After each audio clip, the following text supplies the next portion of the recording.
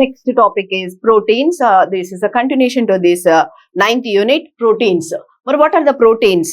So previous ga manamu carbohydrate ante ento telusukunnam. It is mainly composed of the 3 atoms, carbon, hydrogen and oxygen.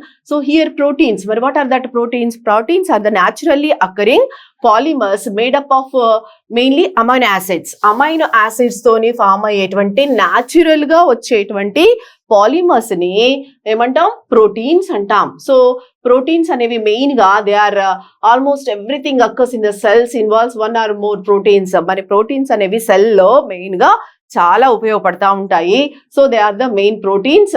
Provide what are that importance? Proteins provide the structure, cellular reactions and carried out the tasks.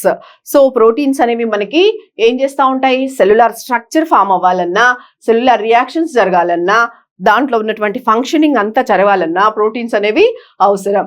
So these proteins అనేవి ఏం చెప్పాం మనం? They are the polymers made up of amino acids antunam. So especially the 20 amino acids found in the protein, they are called as the standard amino acids antam. Standard amino acids antam. 20 amino acids main ga.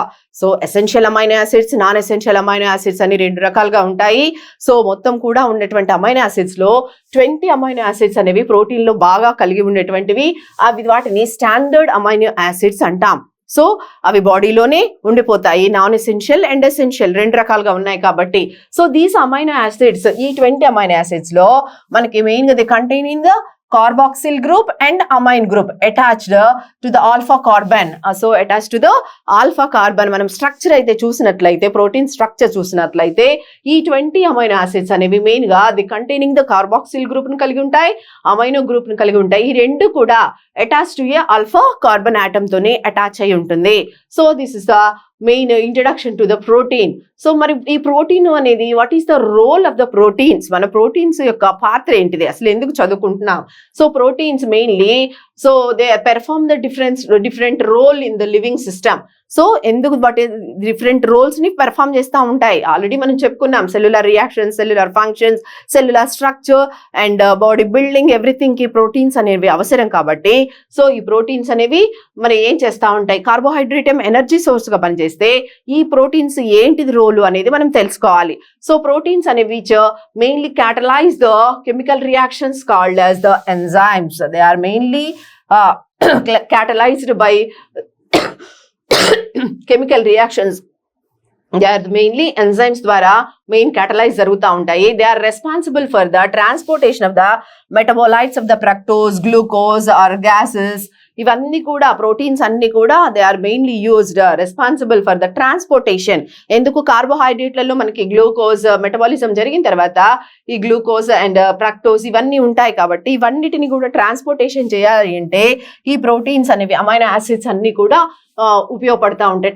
వాటిని ఏమంటాం? వాటిని standard proteins లాగానే transport చేసడానికి ఉపయోగపడుతున్నటువంటి proteins కాబట్టి వాటిని transport proteins అంటాం. So మరి they are also responsible for that protection from the infections. మనకి బాడీలో ప్రోటీన్స్ అనేవి ఉంటే ఇవి ఇన్ఫెక్షన్స్ రాకుండా మనల్ని ప్రొటెక్ట్ చేస్తూ ఉంటాయి. అలాగనే సో యాంటీబయోటిక్, అందుకని మనము ఆ ప్రొటెక్ట్ చేసేటువంటి ప్రోటీన్స్ ఏంటివి? యాంటీబయోటిక్స్. ఇప్పుడు మీకు 3 types ఆఫ్ ప్రోటీన్స్ కనపడ్డాయి. ఒకటేమో స్టాండర్డ్ ప్రోటీన్స్ ఉన్నాయి, అంటే ఇది 20 అమైనో యాసిడ్స్ లాగా ఉన్నటువంటివి, వాటిని స్టాండర్డ్ ప్రోటీన్స్ అన్నాము. అలాగనే ట్రాన్స్పోర్ట్ ప్రోటీన్స్ అని కనపడ్డాయి. అవేం చేస్తున్నాయి? ఆ ఫ్రక్టోజ్, గ్లూకోజ్ వీటినన్నిటిని కూడా ట్రాన్స్పోర్ట్ చేయడానికి పనిచేస్తున్నాయి కాబట్టి వీటిని ట్రాన్స్పోర్ట్ ప్రోటీన్స్ అన్నాము. మరి ఇన్ఫెక్షన్స్ రాకుండా డిఫెన్స్ ని ఇస్తున్నాయి కాబట్టి ఆ ప్రోటీన్స్ ని యాంటీబయోటిక్స్ అంటాం, లేదా డిఫెన్స్ ప్రోటీన్స్ అని అంటాము. So different types of proteins యొక్క యాక్షన్, వాటి యొక్క రోల్ గురించి చదువుతున్నాం, మన యొక్క పాత్ర గురించి చదువుతున్నాం. ఒక ప్రోటీన్ టైప్ ఏమో మనకి ఏం చేసింది? ట్రాన్స్పోర్ట్ చేయడానికి పనిచేసింది. ఒకటేమో మనకి డిఫెన్స్ ఇచ్చి డిఫెన్స్ ప్రోటీన్స్ గా మారింది. ఒకటేమో స్టాండర్డ్ గా మనకి కావాల్సినటువంటి అన్ని సెల్యులార్ స్ట్రక్చర్ అని ఫార్మేషన్ వాటికి ఇచ్చి స్టాండర్డ్ ప్రోటీన్ అయ్యాయి.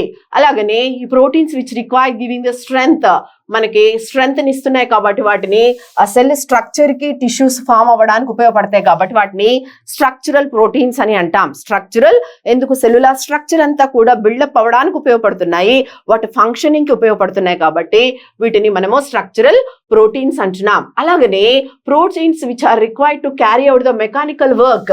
సో మెకానికల్ వర్క్ కు ఉపయోగపడుతున్నాయి కాబట్టి వీటిని మజిల్ ప్రోటీన్స్ అంటున్నాం. ఎందుకు మనము మొత్తం కూడా మజిల్ బిల్డప్ చేయడానికి అంతా కూడా అవసరం కాబట్టి వాటిని ఏమంటున్నాం మజిల్ ప్రోటీన్స్. ఇలా డిఫరెంట్ రోల్స్ లో ప్లే చేస్తున్నాయి ప్రోటీన్స్ అనేవి. ప్రోటీన్స్ అనేవి మెయిన్ ఏం చేస్తా ఉన్నాయి, మనకి స్టాండర్డ్ అమైనో యాసిడ్స్ రూపంలో ఉండి స్టాండర్డ్ ప్రోటీన్స్ అయ్యాయి, ట్రాన్స్పోర్ట్ ప్రోటీన్స్ అయ్యాయి, next one is defence proteins అయ్యాయి, స్ట్రక్చరల్ ప్రోటీన్స్ అయ్యాయి, అలాగనే మజిల్ ప్రోటీన్స్ అయ్యాయి. ఇలా డిఫరెంట్ రోల్స్ ని ప్లే చేసేటువంటివి ప్రోటీన్స్. నెక్స్ట్ మరి what are the classification of proteins? So proteins ని ఎలా క్లాసిఫై చేశారు? So what is the composition? So they are the mainly depends on the composition. They are the mainly చూడండి ఏంటిది, one is the complete proteins, incomplete proteins, 2 types గా divide చేశారు based on composition. So based on composition, the proteins are divided into complete proteins, incomplete proteins. So what are the complete proteins? Which containing the essential amino acids. Essential amino acids, it required quantity are called complete proteins antunam. So all essential acids, amino acids కలిగి ఉన్నాయి కాబట్టి మరి ఇవి కూడా అంతే ఏంటిది incomplete అంటున్నాం. Proteins not containing the all essential amino acids. ఇవేమో అన్ని ఎసెన్షియల్ అమైనో 20 అని చెప్పుకున్నాము. సో ఆ ఎసెన్షియల్ అమైనో యాసిడ్స్ ని కలిగి ఉంటాయి మొత్తం కాబట్టి వీటిని కంప్లీట్ గా ఉండేటువంటి అంటాము. సో ఇక్కడ ఏంటిది ఇన్కంప్లీట్ అనేది ఏంటిది నాన్ ఎసెన్షియల్ మీన్స్ వీటిని మనం డైట్ రూపంలోనో వాటిలోనో తీసుకోవాలి, లోపల ఉండిపోవు కాబట్టి ఈ ప్రోటీన్స్ అనేవి మొత్తం అమైనో యాసిడ్స్ ని కలిగి ఉండవు కాబట్టి వాటిని ఇన్కంప్లీట్ ప్రోటీన్స్ అంటున్నాం.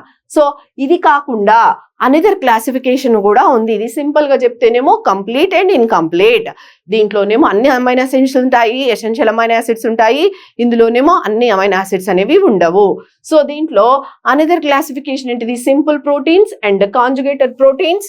Another classification it is there. So and third one is the derived proteins. So మరి మామూలుగా based on that simple and next one is the complex and derived proteins అనేవి conjugated and derived proteins అని 3 types గా divide చేశారు. So simple proteins అంటే ఏంటివి? మరి simple proteins లో మీరు చూసినట్లయితే చూడండి, the simple proteins contain only amino acid residues and they're bound in the material. Examples here, simple protein కి example గుర్తుపెట్టుకోండి. Simple proteins mainly containing the only amino acids. So especially albumins, globulins and glutenin. So these are the example for the simple proteins. But what are the conjugated proteins? They containing the చూడండి conjugated proteins contain in addition to the polypeptide chain other substances. So number of polypeptide chains అనేవి కలిగి ఉంటాయి. So కాబట్టి వీటిని ఏమంటాం, మనకి only amino acids కలిగి ఉండేవేమో సింపుల్, ఇవేమో కాంజుగేటెడ్ లోనేమో addition to that polypeptide chain form అయి ఉంటుంది కాబట్టి వీటిని మనం ఏమంటాం కాంజుగేటెడ్ ప్రోటీన్స్ అంటే. Example nucleoproteins, glycoproteins, haemoglobin, phosphoproteins. ఈ ఎగ్జాంపుల్ గుర్తుపెట్టుకోవాలి మనము. సో క్లాసిఫికేషన్ విత్ ఎగ్జాంపుల్ అవే మనకు వచ్చేటువంటి bits. So simple protein example albumin, globulin, glutelin. Next conjugated protein example nucleoprotein, glycoprotein. Confusion చేస్తూ ఉంటారు ఇక్కడ మీ క్వశ్చనింగ్ లో. సో ఏ ప్రోటీన్ దేనికి ఎగ్జాంపుల్ అనేది గుర్తుపెట్టుకోవాల్సి ఉంటుంది మీరు ఎగ్జామ్ కి మెయిన్ గా. సో కాబట్టి haemoglobin which protein here conjugated protein. So phosphoprotein which protein here conjugated protein. So globulins means which protein it is here that is simple protein. ఇక్కడ confusion జరుగుతూ ఉంటుంది మీకు, గ్లోబ్యులినా గ్లోబినా. సో ఇది ఏ ప్రోటీన్ టైప్ అనేది తెలవాలి కాబట్టి ఇవి గుర్తుపెట్టుకోవాలి. నెక్స్ట్ డెరైవ్డ్ ప్రోటీన్స్ అంటున్నాం.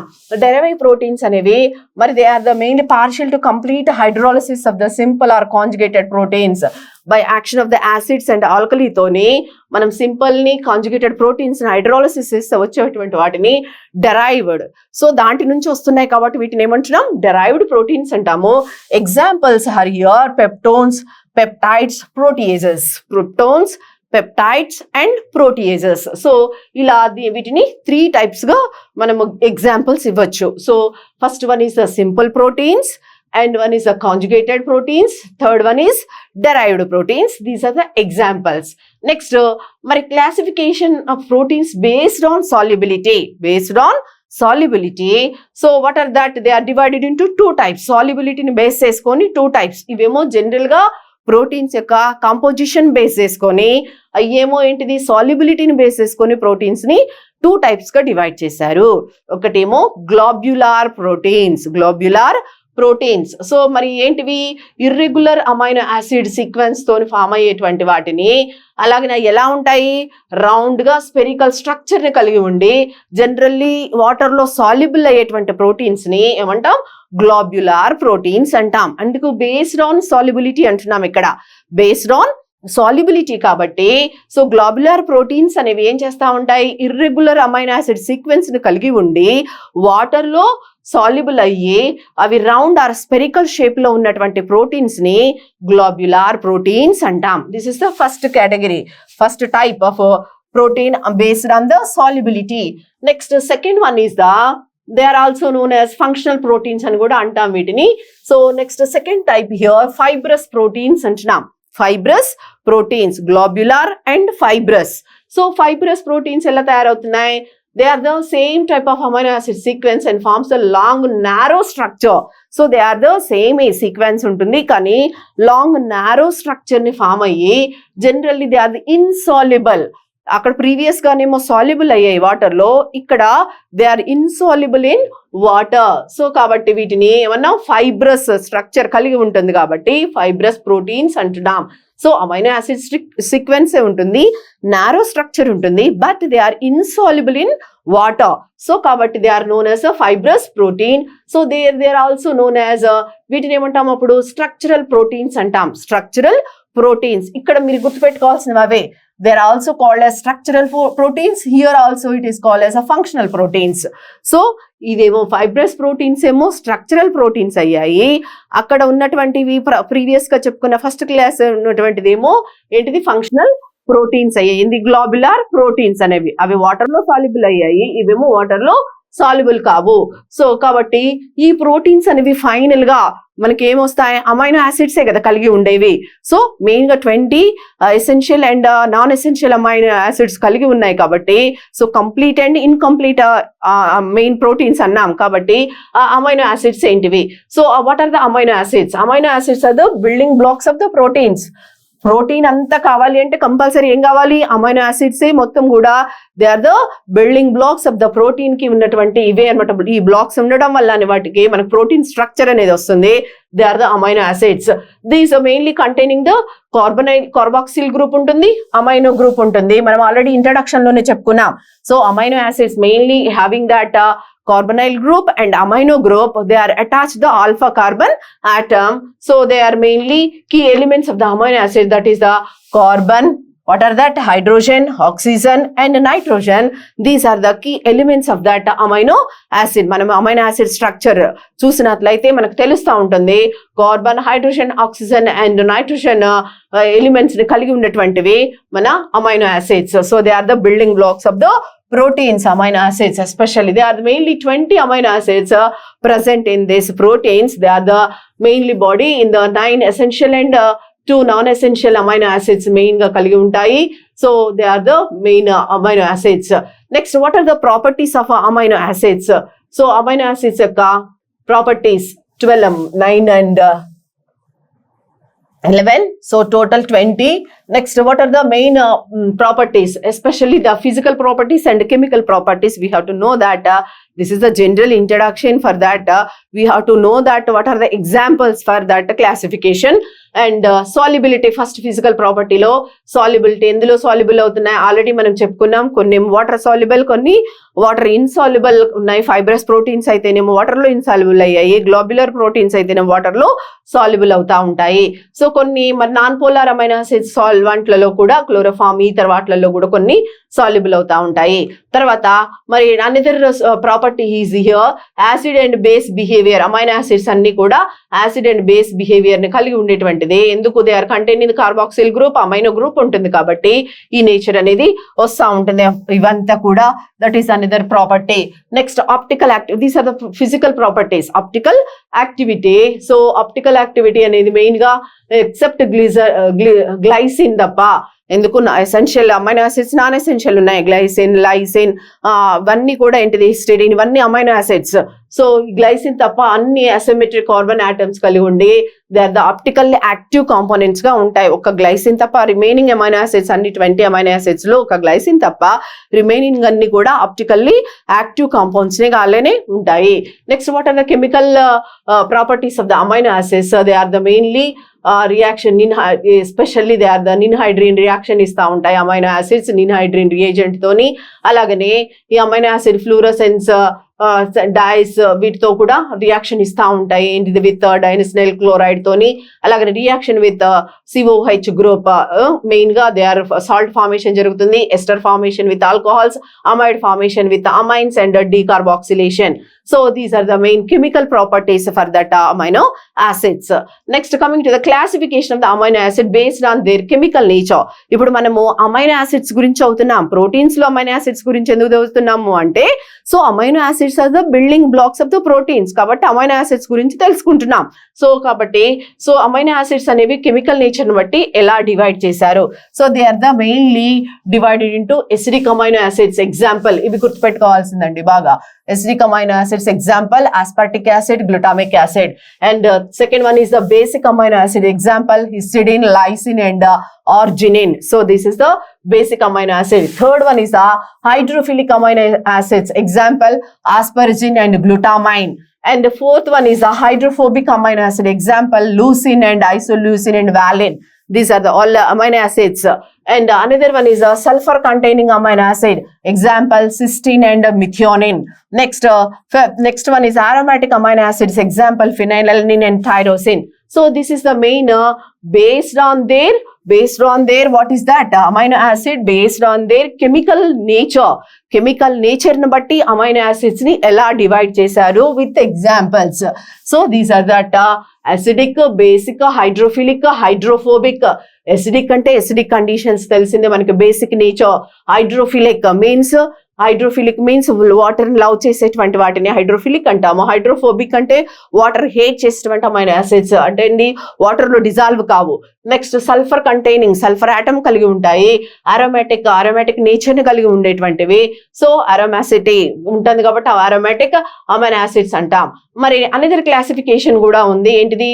The amino acids are classified based on their nutritional requirements. అదేమో మనం యొక్క నేచర్ ని బట్టి, కెమికల్ స్ట్రక్చర్ ని బట్టి, ఇదేమో న్యూట్రిషనల్ రిక్వైర్మెంట్ ని బట్టి అమైనో యాసిడ్స్ ని ఎన్ని రకాలుగా డివైడ్ చేశారు. This is also very very important. That is the one is the essential amino acids. So why we are calling the essential amino acids? Essential తప్పకుండా కావాల్సినటువంటివి. ఎందుకు అంటే the amino acids which it can not be synthesized in the body but it required for the normal functioning of the human body. మొత్తానికి functioning కి అవసరము, కానీ బాడీలో synthesis అవ్వవు. కాబట్టి మనం ఏం చేయాలి? వాటిని మరి మనము ఫుడ్ రూపంలో కానీ డైట్ రూపంలో తీసుకోవాలి. కాబట్టి మరి they are called as the essential amino acids. So అవి బాడీలో సింథసైజ్ అవ్వట్లా, అది డిఫరెన్స్ గుర్తుపెట్టుకోవాల్సింది. So based on nutritional requirement amino acids are two types. One is the essential amino acids and non essential amino acids. Essential amino acids అని ఎందుకన్నాము? Essential తప్పకుండా అవసరం. ఎందుకు? మన బాడీలో అవి సింథసైజ్ అవ్వవు కాబట్టి మనము వాటిని డైట్ రూపంలో తీసుకోవాలి. కాబట్టి వాటిని ఏమన్నాం? ఎసెన్షియల్ అమైనో యాసిడ్స్ అన్నాం. అలాగనే నాన్ ఎసెన్షియల్ అమైనో యాసిడ్స్ ఏం చేస్తాయి? మరి అవి already they are synthesized in the body, కాబట్టి మనము బయట నుంచి తీసుకోవాల్సిన డైట్ రూపంలో తీసుకోవాల్సిన అవసరం లేదు. కాబట్టి they are also known as the non essential amino acid based on nutritional requirement. That amino acids are divided into two categories. One is the essential and non essential. Essential అని ఎందుకన్నాం? బాడీలో synthesise కావు కాబట్టి. Non essential అని ఎందుకన్నాం? బాడీలో synthesise అవుతాయి కాబట్టి. సో వాటిని బయట నుంచి తీసుకోవాల్సిన అవసరం లేదు, కానీ ఎసెన్షియల్ వాటిని బయట నుంచి తీసుకోవాల్సినటువంటి అవసరం ఉంది. So they are the two types of amino acids based on nutritional requirement. Next one is the arrangement of main ga their organization బట్టి కూడా వీటిని ఎన్ని రకాలుగా ప్రోటీన్స్ ని ఎన్ని రకాలుగా మోడిఫికేషన్స్ అనేవి జరుగుతూ ఉంటాయి. ఎందుకు? ఈ అమైనో యాసిడ్స్ యొక్క అరేంజ్మెంట్ ని బట్టి. ఈ అమైనో యాసిడ్స్ మనకి ఏంటిది? Building blocks of the proteins. ఈ అరేంజ్మెంట్ ఆ ప్రోటీన్స్ లో మెయిన్ గా due to the arrangement of the amino acids in the protein we find the 4 levels of organization or modifications in the proteins. So మనకి ఈ amino acid యొక్క arrangement ని బట్టి ఈ మొత్తం కూడా ప్రోటీన్ స్ట్రక్చర్ లో మోడిఫికేషన్స్ అనేవి అరేంజ్మెంట్ అనేది ఉంటుంది. దాన్ని బట్టి వాటిని మనము 4 లెవెల్స్ గా డివైడ్ చేసాం ప్రోటీన్స్. ఏంటివి అవి? Primary proteins, first one is secondary proteins and tertiary proteins and quaternary proteins అని 4 లెవెల్స్ గా డివైడ్ చేశారు. Modifications of the proteins based on the arrangement of the amino acid structure. Amino acid molecule అంతా కూడా arrangement ని బట్టి మనం యొక్క level of organisation లేదా మోడిఫికేషన్ ఆఫ్ ద ప్రోటీన్స్ ని 4 టైప్స్ గా డివైడ్ చేసాం. First one is a primary protein. Primary proteins, they are the simple basic polypeptide chain like a proteinous structure formed by the joining of the amino acids by help of covalent or peptide bond. So మనము ఇప్పుడు ఏంటిది? First one is the primary అంటున్నాం. Amino acids అన్ని కూడా ఎలా ఉంటాయి? Simple గా basic గా లేదా పాలిపెప్టైడ్ చైన్ లాగా ఫామ్ అయ్యి అమైనో యాసిడ్స్ అన్ని కూడా కోవలెంట్ బాండ్ తోని లేదా పాలిపెప్టైడ్ బాండ్ తోని అమైనో యాసిడ్స్ అన్ని కూడా ఒక చైన్ లాగా ఫామ్ అవుతాయి. That is called as the primary protein. Primary structure అనేది ఫామ్ అవుతా ఉంటుంది. So this type of amino acids especially genetic disorders ఏమైనా చేంజెస్ జరిగినప్పుడు ప్రోటీన్ స్ట్రక్చర్ లో జెనెటిక్ మోడిఫికేషన్స్ అన్ని కూడా జరుగుతూ ఉంటాయి, వాటికి యూస్ అవుతా ఉంటుంది. నెక్స్ట్ సెకండరీ ప్రోటీన్స్ అంటున్నాం. మరి సెకండరీ ప్రోటీన్స్ లో ఏం జరుగుతూ ఉంటుంది? Structure main interaction between the peptide chain of primary protein and amino group and carboxyl group. So ikkada chain tarvatiki kavalsinatvanti interaction between the polypeptide chain of primary protein and amino group of carboxylic group. దీంట్లో ఈ రెండిటితోని మనకు జరిగేటువంటి interaction వల్ల ఏర్పడే వాటిని ఏమంటున్నాం? Secondary proteins అంటున్నాము. So next అవి హెలికల్ ఫార్మేషన్ అనేది జరుగుతూ ఉంటుంది. మనము డిఎన్ఏ స్ట్రక్చర్ వీటిలలో చూసినప్పుడు తెలుస్తూ ఉంటుంది. డబల్ హెలికల్ స్ట్రక్చర్స్ అనేవి జరుగుతూ ఉంటాయి, helix form. Next tertiary proteins, ఇవి ఎలా ఉంటాయి? ఏర్పడతాయి. Tertiary proteins formed by the further chemical modification between the secondary proteins.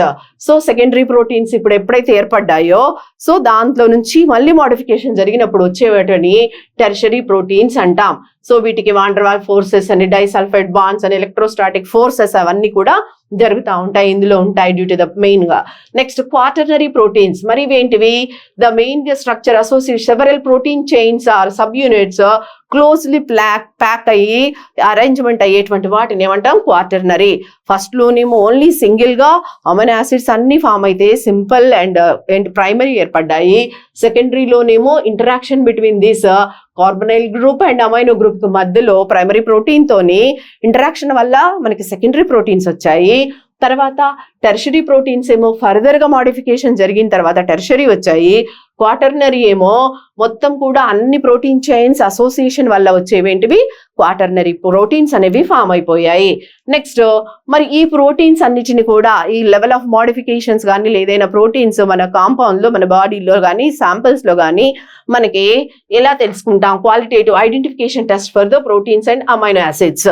So compound లో కానీ మన బాడీలో ప్రోటీన్స్ ఉన్నాయా లేదా అనేటువంటి ఏ టెస్ట్ అయినా బయోకెమికల్ గా మనం ఇన్విట్రో, ఈ టెస్టులన్నీ కూడా ఎక్కడ ల్యాబ్ లో చేసేటువంటి ఇన్విట్రో, బాడీలో జరిగేదేమో ఇన్వైవో అంటాము, మనం ల్యాబ్ లో చేసే వాటిని ఇన్విట్రో కెమికల్ అనాలిసిస్ అంటాం లేదా కెమికల్ టెస్ట్ అంటాం, క్వాలిటేటివ్ ఎస్టిమేషన్ అంటాం. ప్రోటీన్స్ కోసం చేసేటువంటి ఐడెంటిఫికేషన్ టెస్ట్ ఏంటిది? First one is the heat test, heat coagulation test అని కూడా అంటాం. హీట్ టెస్ట్ మరి ప్రోటీన్ సొల్యూషన్ తీసుకొని మనము హీట్ చేసినట్లయితే బాయిలింగ్ వాటర్ బాత్ లో ఏమవుతా ఉంటుంది? Heat the protein is coagulation, మొత్తం గడ్డగట్టిపోతుంది. సో దాన్ని బట్టి మనము this compound is very closely related to the protein అని మనం ఐడెంటిఫై చేయొచ్చు. That is the first identification test for the protein sample.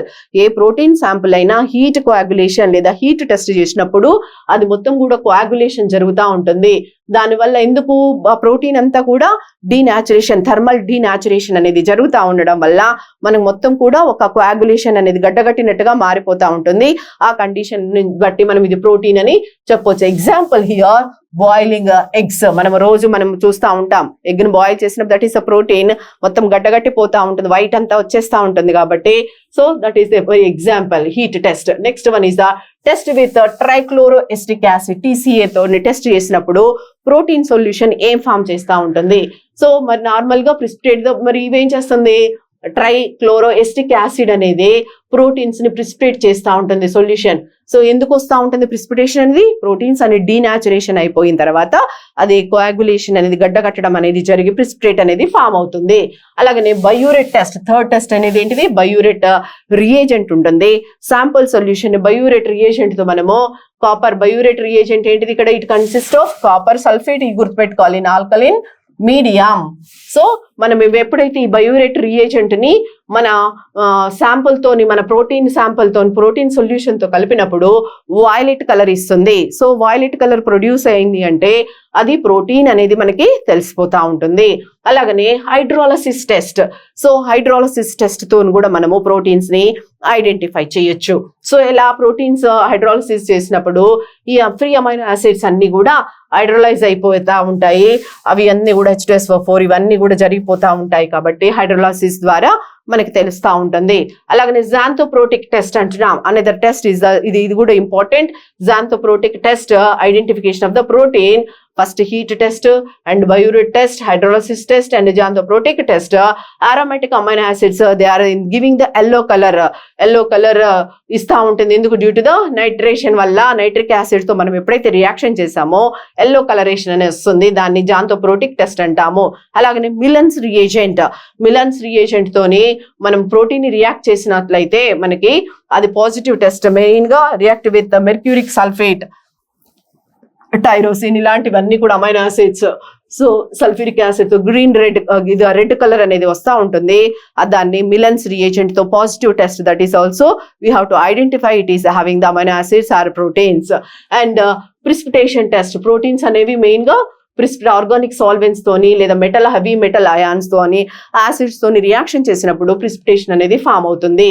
అలాగనే సాల్ట్స్ తోని, యాసిడ్స్ తోని, organic solvents, acetone alcohol, heavy metals అనేటువంటి అమోనియం మాలిబ్డేట్ తో, కాపర్, మెర్క్యూరిక్ సాల్ట్స్ ఇవన్నీ example. Salts అయితేనేమో ammonium sulphate and sodium chloride తోని, acids అయితేనేమో TCA తోని acetic acid, hydrochloric acid, organic solvents acetone alcohol, heavy metals ammonium molybdate and copper, mercuric salts వీటన్నిటితో కూడా ఏంటిది ప్రిసిపిటేషన్ అనేది ఫామ్ అవుతా ఉంటుంది. వీటిని బట్టి కూడా మనము it is this compound is protein containing the protein or amino acid అనే విషయం మనము ఐడెంటిఫై చేయొచ్చు. These are the qualitative tests, identification test for the proteins and amino acids. Next, coming to the biological role of the protein and amino acids. మరి ఇవి మనకి biological గా ఏం role play చేస్తా ఉన్నాయి ప్రోటీన్స్? సో అమైనో యాసిడ్స్ కానీ proteins and amino acids main గా on hydrolysis during digestion and amino acids are building blocks of the required cell synthesis of our proteins. Cell synthesis అవ్వాలి అంటే proteins amino acids అనేవి చాలా important, compulsory అవసరం. దానికి structural component main గా protoplasm అంతా కూడా ఆ టిష్యూస్ సెల్ కి ప్రోటోప్లాజం అంతా ఫామ్ అవ్వడానికి ఈ ప్రోటీన్స్, గ్లైకోప్రోటీన్స్ అని అంటాం, లిపోప్రోటీన్స్ ఇవన్నీ కూడా చాలా అవసరం ఉంటాయి, బయాలజికల్ గా రోల్ ప్లే చేస్తూ ఉంటాయి. అలాగనే some enzymes and few hormones, proteins especially in nature, antibiotics కానీ haemoglobin they are also proteins అవి కూడా. అలాగనే ప్రోటీన్స్ వల్ల important compound of the diet, maintain growth and healthy functioning of the బాడీకి ఈ ప్రోటీన్స్ అనేవి చాలా అవసరం. అలాగనే సెల్ మెంబ్రెయిన్ తయారవడానికి అలాగనే ప్రోటీన్స్ అనేవి చాలా ఇంపార్టెంట్. ట్రాన్స్పోర్ట్, ఎందుకు డిఫరెంట్ ప్రోటీన్స్ గురించి చెప్పుకున్నాం. ట్రాన్స్పోర్టెడ్ ప్రోటీన్స్ అని, తర్వాత యాంటీబయోటిక్ మీన్స్ డిఫెన్స్ ప్రోటీన్స్ అని, అలాగే తర్వాత స్టాండర్డ్ ప్రోటీన్స్ అని, మస్కులర్ ప్రోటీన్స్ అని, ఎనర్జీ ప్రోటీన్స్ అని, ఇలా డిఫరెంట్ ప్రోటీన్స్ ఉన్నాయి. కాబట్టి ఇవన్నీ డిఫరెంట్ రోల్స్ ని ప్లే చేస్తూ ఉంటాయి.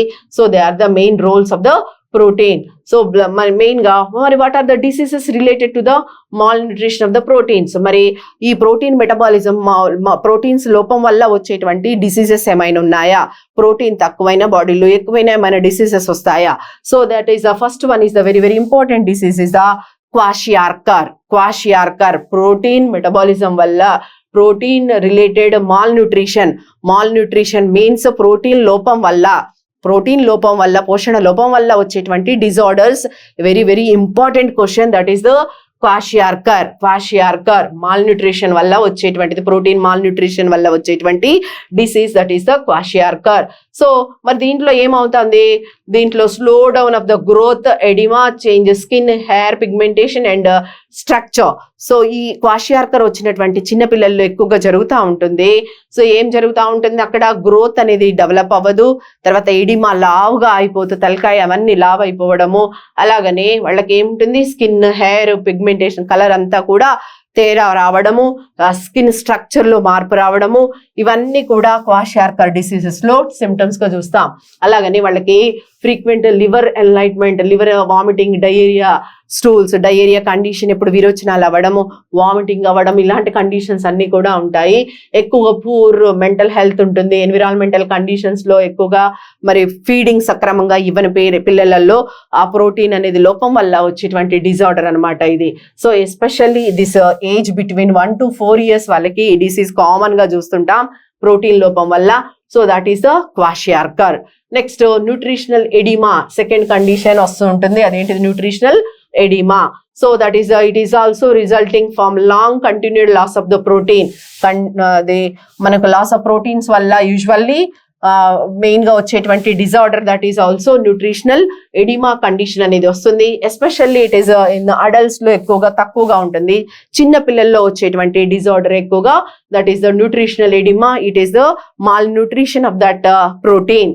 సో మరి దీనివల్ల సిమ్టమ్స్ ఏముంటాయి, లాస్ ఆఫ్ వెయిట్ ఉంటుంది, రెడ్యూస్ ద ఫ్యాట్ అనేది, ఇన్ఫెక్షన్స్ వస్తూ ఉంటాయి, అలాగే diarrhoea condition, wound oedema condition, everything it is having in this symptoms for the nutritional oedema condition లో ప్రోటీన్ లోపం వల్ల వచ్చేటువంటి డిజార్డర్.